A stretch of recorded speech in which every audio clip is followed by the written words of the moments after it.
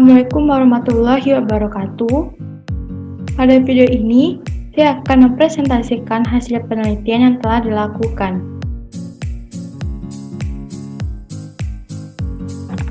Berikut adalah profil saya, nama Fenila Fenita, NIM 2522203, Prodi Teknik Industri, Universitas Islam Indonesia.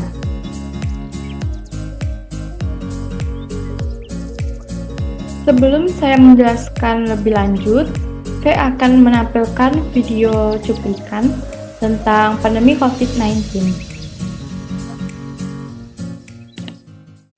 Penyebaran wabah virus corona di Provinsi Jambi cukup signifikan. Dalam satu hari bisa 26 orang yang positif COVID-19. Tingginya angka terkonfirmasi COVID-19 ini disebabkan kurang sadarnya masyarakat Provinsi Jambi terhadap penggunaan masker, cuci tangan yang bersih, dan tidak mengindahkan himbauan tim gugus tugas COVID-19 untuk menjaga jarak. Selain itu, angka kematian mencapai 21 orang, angka kesembuhan COVID-19 sebanyak 54 orang. Sekali lagi, kami beritahukan untuk pemuda dan pemudi yang masih berada di area Teguh untuk segera membubarkan diri karena pemerintah jam malam telah berakhir. Apabila tidak bubar, akan segera akan berubah dengan air.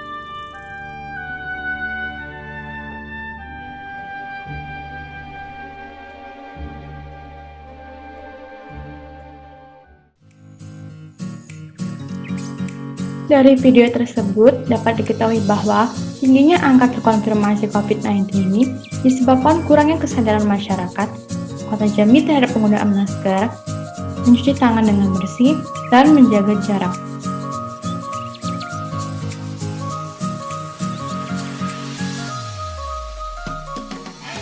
Judul pada penelitian ini yaitu Survei Persepsi Remaja Kota Jambi tentang COVID-19. Adapun urgensinya adalah mengetahui partisipasi dan antisipasi remaja Kota Jambi dalam pandemi COVID-19.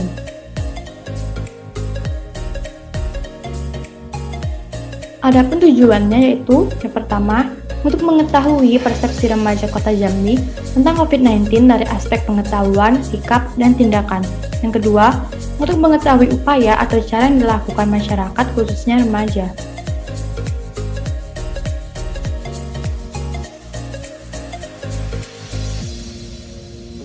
Adapun teori pada penelitian ini, yang pertama ada penyakit menular.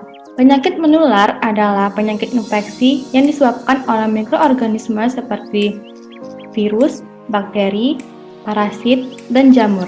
Selanjutnya ada COVID-19. COVID-19 adalah jenis penyakit yang disebabkan oleh infeksi virus corona.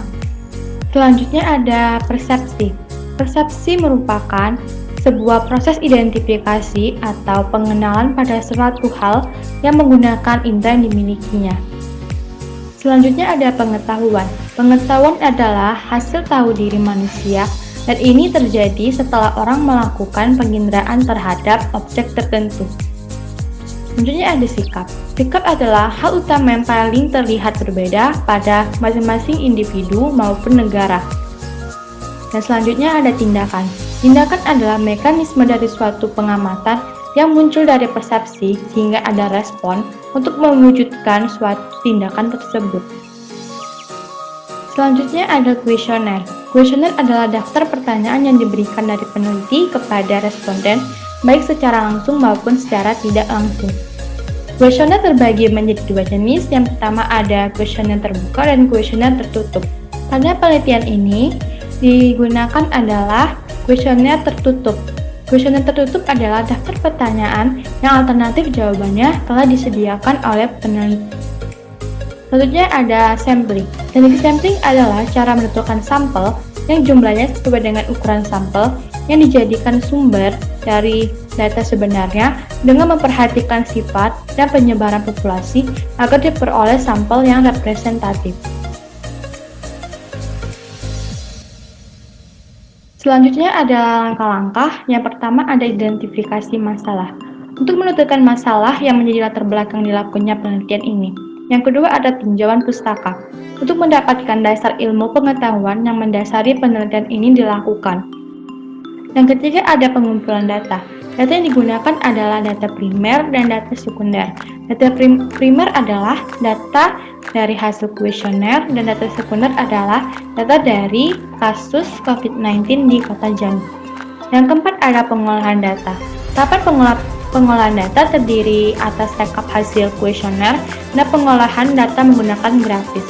Yang kelima ada hasil dan pembahasan. Dipaparkan analisa dan pembahasan data menggunakan deskriptif dan analitik. Yang keenam ada kesimpulan dan saran. Dipaparkan analisa dan pembahasan data menggunakan deskriptif dan analitik. Selanjutnya adalah hasil dari penelitian. Yang pertama ada demografi. Demografi yang ditanyakan ada usia dan pendidikan terakhir. Yang pertama, dia akan menjelaskan usia.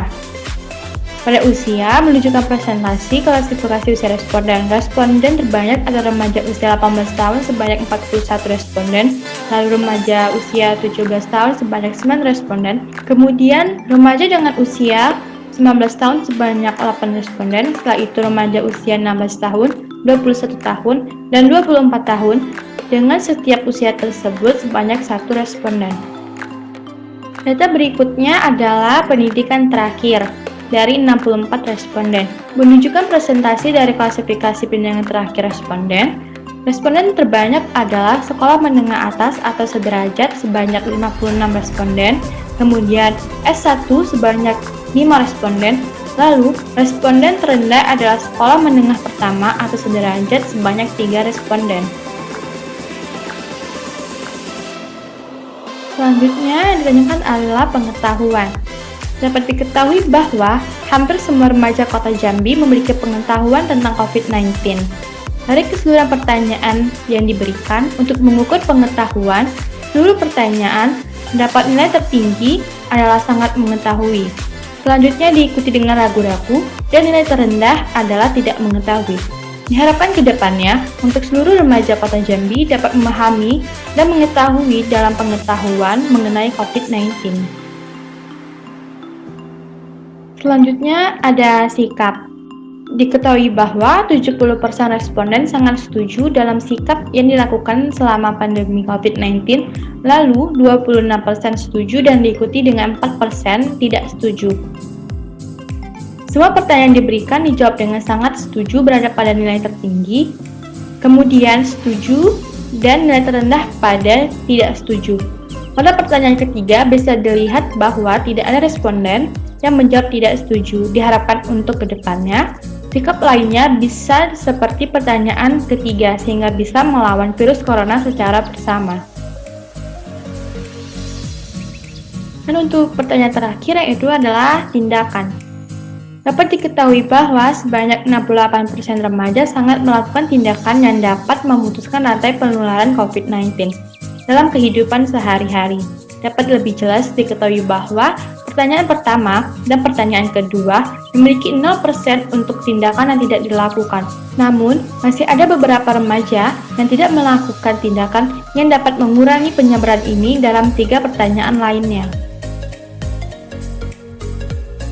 Berikut adalah kesimpulan dalam penelitian ini.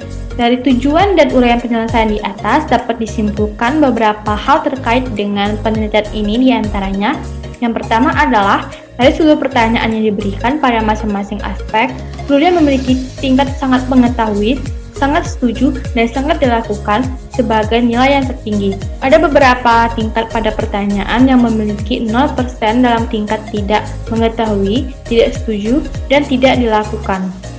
Yang kedua yaitu, dengan adanya pandemi COVID-19 ini merupakan wujud bahwa kita harus secara bersama-sama untuk memutuskan rantai penyebaran ini, berbanyak pengetahuan, dan lakukan sikap serta tindakan dalam upaya dan cara yang dapat menghentikan pandemi ini karena setiap manusia memiliki peran penting dalam pandemi COVID-19.